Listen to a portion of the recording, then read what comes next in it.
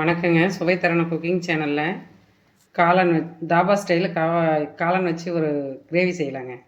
First oil சூடு பண்ணிக்கலாங்க.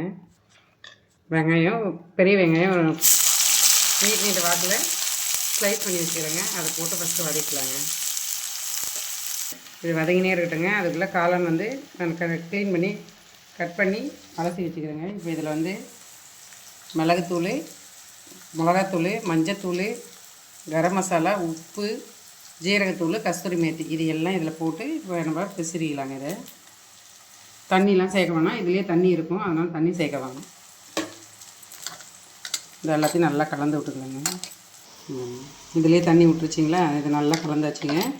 இப்போ அந்த வெங்காயம் வதங்குது இல்லைங்களா, அதில் இதை போட்டு நல்லா ஃப்ரை பண்ணிக்கலாங்க. தண்ணியே தேவையில்லை.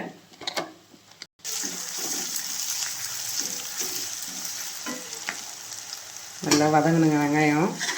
இப்போ இது கூட 2 பச்சை மிளகாய் சேர்த்துக்கலாங்க.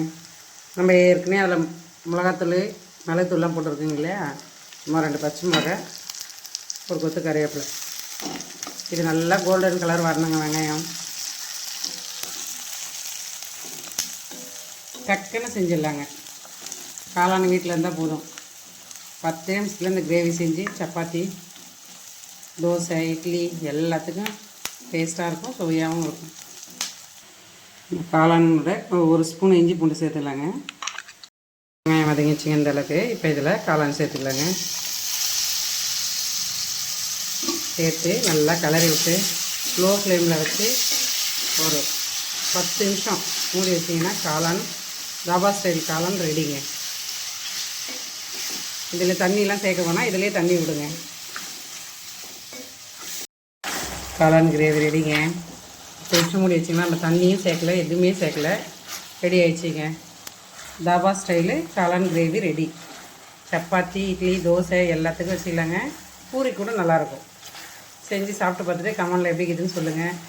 எங்கள் சத்து மாவு, இட்லி பொடி, ரசப்பொடியெலாம் ரெடி பண்ணணும்னு சொன்னோம். ஆர்டர் கொடுங்க, நாங்கள் போகிறோம், ஹோம்மேட்டாக தயாரிக்கிறோம். நீங்கள் வாட்ஸ்அப் நம்பர் போடுறேங்க, ஆர்டர் கொடுங்க, நாங்கள் அனுப்புகிறோம். கொரியர் சார்ஜ் மட்டும் உங்களுதுங்க. இறக்கிடலாங்க. இப்போ காளான் கிரேவி ரெடி ஆயிடுச்சிங்க. பாருங்கள், சூப்பராக இருக்கும். செஞ்சு சாப்பிட்டு பார்த்துட்டு கமெண்டில் எப்படி இருக்குதுன்னு சொல்லுங்கள்.